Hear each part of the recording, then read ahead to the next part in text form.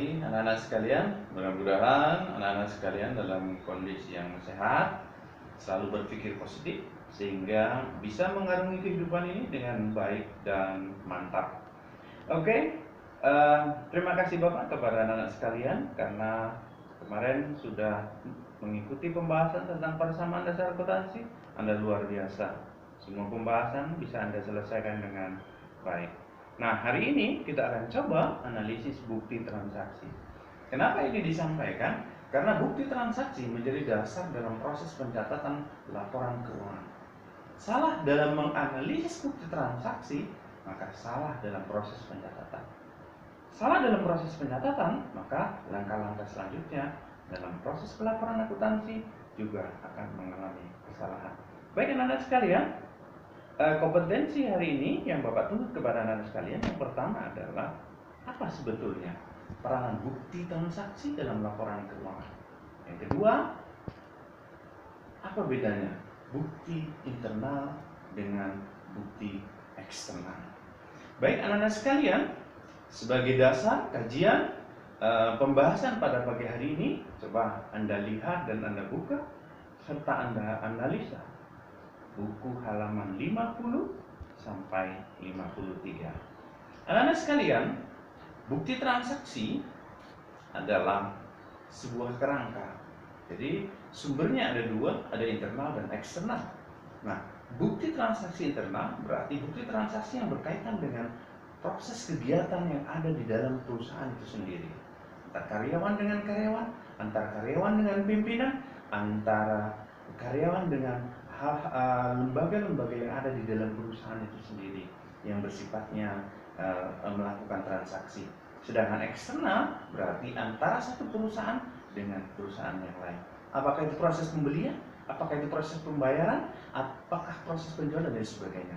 Itu juga berkaitan dengan proses pencatatan. Oleh karenanya, analisis bukti transaksi sangat penting kita lakukan. Baik anak-anak sekalian, mari kita coba lebih fokus pembahasan tentang bukti transaksi. Baik anak-anak, kita akan coba mengutarakan ada beberapa bukti transaksi.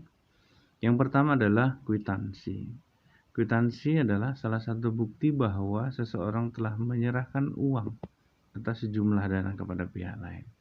Oleh karenanya, kwitansi ditandatangani oleh pihak yang menerima uang. Ya, pihak yang menerima uang dan dipegang oleh pihak yang memberi uang. Jadi, kwitansi ditandatangani oleh yang menerima uang. Yang kedua adalah nota kontan. Nota kontan ini muncul apabila telah terjadi transaksi jual beli. Oleh karenanya, nota kontan ini dibuat oleh penjual dan nanti yang asli dipegang oleh pihak pembeli. Baik, ini adalah contoh nota kontan. Jadi pihak yang mengeluarkan tertera di atas nota tersebut. Baik, yang ketiga adalah bukti faktur atau invoice. Bukti faktur ini adalah bukti telah terjadi pembelian dan penjualan yang dilakukan secara kredit.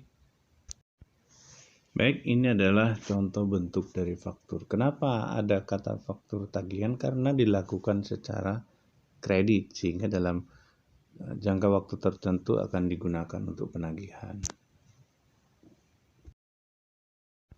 Nah, selanjutnya adalah bukti nota kredit. Nota kredit ini biasanya digunakan untuk barang-barang yang return atau barang-barang yang dikembalikan karena komplain dan lain sebagainya. Baik, yang kelima adalah bukti nota debit. Nota debit ini biasanya muncul dari pihak pembeli. Karena ada beberapa barang yang mungkin rusak atau tidak bisa digunakan, sehingga muncul komplain untuk mengurangi nilai yang harus dibayar oleh pembeli. Baik, yang keenam adalah cek. cek itu merupakan surat perintah pembayaran yang dibuat oleh pihak yang mempunyai rekening di suatu bank agar pihak bank mengeluarkan sejumlah dana yang tertera di dalam cek tersebut. Tapi ingat, apabila tidak ada saldo, maka cek itu dianggap cek kosong. Baik, yang kedelapan adalah biliet giro. Biliet giro ini adalah bukti perintah untuk memindahkan sejumlah uang dari rekening nasabah suatu bank ke rekening penerima yang ada di dalam biliet giro tersebut. Baik, yang kesembilan adalah bukti memorandum. Bukti memorandum ini adalah catatan dari pimpinan kepada orang yang memang diberikan kewenangan untuk melakukan kegiatan-kegiatan tertentu, apakah yang bersifat finansial maupun bukan. Baik, yang ke-10 adalah bukti setoran bank. Bukti setoran bank ini adalah catatan transaksi bahwa kita telah menyetorkan sejumlah dana kepada pihak bank, sehingga ini juga menjadi alat bukti ketika nanti ada kesalahan dalam proses pencatatan di bank, atau istilahnya rekonsiliasi. Baik, yang ke-11 adalah bukti kas masuk. Bukti kas masuk ini adalah bukti yang mencatat transaksi atas peristiwa penerimaan sejumlah dana. Bedanya dengan kwitansi, cakupannya tentu lebih sempit. Kalau kwitansi, penggunaannya bersifat umum.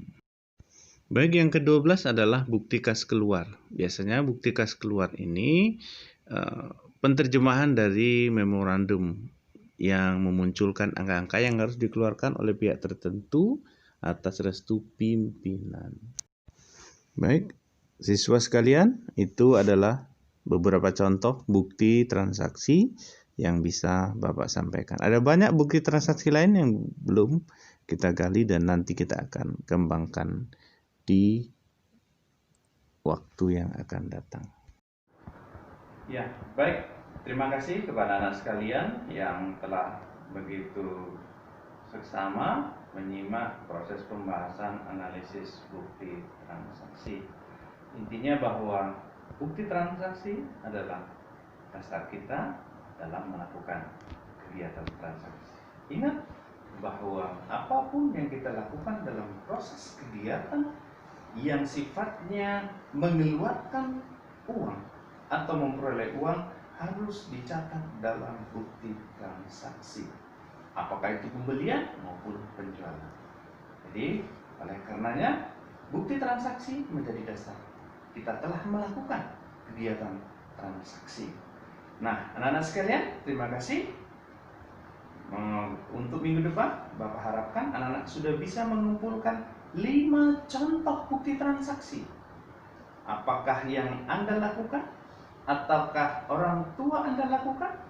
Atau Anda boleh melihat contoh bukti transaksi yang ada di perusahaan atau di kegiatan usaha-usaha di tetangga Anda dan sebagainya. Ingat, 5 contoh bukti transaksi Anda fotokan dan Anda kirimkan ke WhatsApp yang ada sama Bapak.